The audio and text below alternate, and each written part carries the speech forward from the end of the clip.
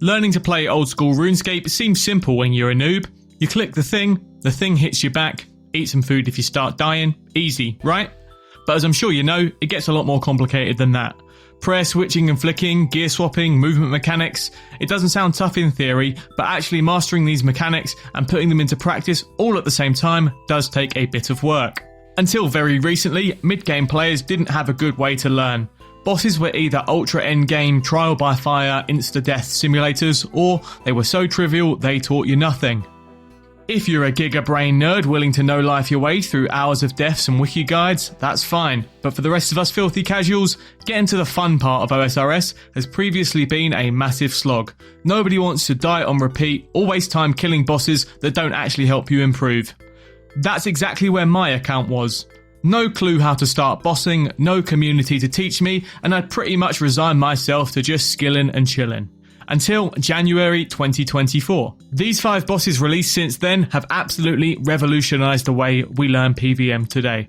To quickly summarise the mechanics we'll be talking about, just for a bit of context, prayer switching is using the right protection prayer for the attack that your enemy is using. Gear switching is using the attack style that your enemy is weak to and putting on the best armour to protect yourself or give the best offensive bonuses. And movement mechanics are making sure your character is in the correct position to avoid damage. Before we get started, I've got guides on all of these bosses, so if you want to learn any of them, check out my channel. I'll put direct links in the description. If you're a returning viewer, you'll have likely heard me talk about Scurious already, so we'll keep this one short and sweet. I honestly would not have begun my PVM journey without him. I think he's the first boss anyone should try, regardless of your combat level. Having said that, you can tackle him with combat stats in the 50s in as little as Full Rune, Mystic or Dragonhide, depending on your combat style of choice. He's great for training combat stats in the mid-game, and whilst he isn't a particularly high level or a particularly risky fight, he's got a few mechanics that will prepare you for much harder content. He's also in a very easily accessible area, fairly close to a bank. He's going to teach you basic prayer switching, avoiding his ranged and magic attack with the correct prayer. He's also going to teach you the golden rule of OSRS. Don't stand in the shit on the floor. This is from his falling debris attack. These are 2 absolute staple RuneScape mechanics that show up in pretty much every boss in the game in some form. You'll also get a very quick introduction to one ticking when he spawns his rat minions. If you're using one of the rat bone weapons, you can kill all of the rat minions with no weapon delay. Definitely check out my guide if you need to learn this boss. I definitely recommend, if you're new to PVMing, that you start here. Once you've mastered Scurrius and got a grasp of prayer switching and basic movement, you can check out a boss that's going to help you get to grips with the 3rd essential mechanic, gear switching. The newest boss on our list is the Royal Titans, and it's the perfect supplement to Scurious for rounding out your skill set. You can get here quickly after a few kills once you get the giant soul amulet, but in the meantime, as long as you have fairy rings or a house in Rimington, it's not too far out of the way. You'll want slightly higher stats for this boss, with your combat stats in the 70s and magic ideally at 75 to cast Fire Wave. Whilst you will be learning to switch gear, the great thing about this boss is that you don't need switches for every single armor slot to be successful. This means you can just start out with a weapon switch, then gradually add in more switches as you get more comfortable. As long as you keep a plus 70 magic attack bonus, you can get by with just swapping your weapon. The first switching mechanic is simply the Royal Titans moving out of melee distance. Melee is the most effective combat style for the fight, so you want to be using it as much as possible. But when they step away from you in the first phase, or put up a barrier in the second, you'll have to switch to ranged. The other switching mechanic is dealing with the elementals and barriers. You'll need to cast a spell of the opposing element or the elementals and barriers to clear the way and reduce the amount of damage you receive. This is where that plus 70 magic bonus comes in if you're just doing a one-way switch. The other thing this will introduce you to is your first instance of bossing where grouping up really is the key to being successful. You can solo this boss, but duoing it is essentially doubling the speed and doubling the loot, so there's no real reason not to. If you want to tackle this boss but haven't got anyone to play with, check out my Discord for a community of players all looking to help each other out and improve at the game. I'm sure you'll find someone there. Now that you've got the basics of pretty much everything down, we can move on to our first true group boss, the Hueycoatl.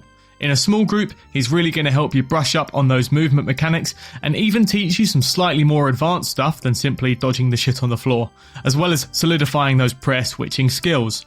If you don't have anyone to kill him with, or you just want to get a feel for him in a more forgiving environment, you can tackle him on the mass worlds for Valamore PVM on World 621 and World 659. Once you've done the Heart of Darkness, you can lock a teleport right here with a Pendant of 80s. All of these new bosses have super friendly ways to get here, making the learning process so much smoother. In this example, there's even a bank right at the boss's entrance. Whilst you'll be dodging stuff on the floor using the standard methods of just stepping off of the glowing tiles and lightning strikes, you'll also have to utilise tile skipping to dodge the shockwave attack. Huey's shockwave looks deadly, but here's the trick. Your character runs 2 tiles at a time, so if you time your run right, you'll glide right over it. It sounds complicated, but try it on mass worlds, it'll click pretty fast. The other mechanic is a prayer switching mechanic. You'll have to switch your prayer above your head using the standard red for melee, green for ranged and blue for magic colour scheme. There is a little twist however. As a group, you'll charge up obelisks according to the prayer above your head. To deal bonus damage, you want to keep all of these charged, meaning that with 3 players, you'll all want to camp separate prayers and switch to the appropriate defensive one only when absolutely necessary. If Huey and Titans have blown your mind a little bit, we can dial it back a notch and tackle Amoxliatl. You'll want a half decent crush weapon and combat stats in the 60s to kill her effectively. She also requires the Heart of Darkness quest, and you'll kill her once during the quest, but even so, she's worth practicing as she introduces a common mechanic, disabled prayers. Rather than switching between prayers, she'll turn off your prayer entirely and you'll need to turn it back on, before you get hit by the projectile. You'll see this again at Vorkarth or even the Warden's fight in TOA. However, if you mess up at Amoxliatl, it is a lot more forgiving. That's why these bosses are so good for learning to practice these essential techniques. There's also plenty of opportunities to brush up on the avoid all the crap on the floor mechanic with the ice spikes, and another 1-tick attack practice with the ice blocks that you need to melee. The final boss on this list is the Moons of Peril. This is another boss you'll defeat during a quest, Perilous Moons. Calcified moths will take you right here, or you can get close using the Quetzal transport system. I do recommend having combat stats in the 70s, full Barrow's tank armor like Torags or Darox, and at a minimum an Abyssal Whip. Ideally, you'd have a weapon for crush, stab and slash to take advantage of the boss's weakness, but it's not essential. The great thing about this boss is that there is absolutely zero supply cost, giving you a really low barrier to entry. You can catch and cook food and create stat and prayer boosting potions throughout the arena. The bosses themselves will teach you so much about the game. Each boss will teach you about movement and timing, having to move between each circle in the arena as they light up. The Blood Moon is top tier for my favourite recurring mechanic, avoid the shit on the floor, and introduces you to a new mechanic with the Jaguars, the Step Back, reminiscent of the belly bounce in the TOB final fight Verzik Vatur. The Frost Moon also has a step back mechanic in disguise, having to melee the ice blocks to remove your weapon and step out of the way before you get spiked by the ground spikes.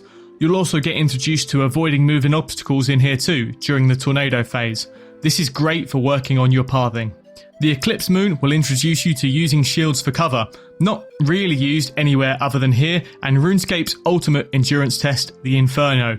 It's got another totally unique mechanic where you'll be clicking to face the shadows that spawn, great for working on those reaction times and click accuracy. If you can master all of these bosses, you'll be well on your way to getting into endgame bossing and raids, as long as you have the stats to back you up. If you're at the point where tackling raids feels like a reality for you, please check out my TOA and TOB entry mode guides. Learning this content is the best way to pick up raiding. I strongly recommend doing TOA first, as you can scale entry mode adding in one mechanic at a time, making learning this tough content relatively plain sailing. As always, if you've made it this far, please drop the video a like if you've enjoyed it and subscribe if you want to see more from me. I'm nearing 5,000 subscribers, which is a massive milestone for me, and if you're watching and I'm already past 5,000, 10,000 would be pretty awesome to hit this year. Quick shout out to my channel members Chizomni and Omega0240. If you want to support the channel and sign up, then I'll shout you out too in the next video. Thanks for sticking around, I'll see you next time.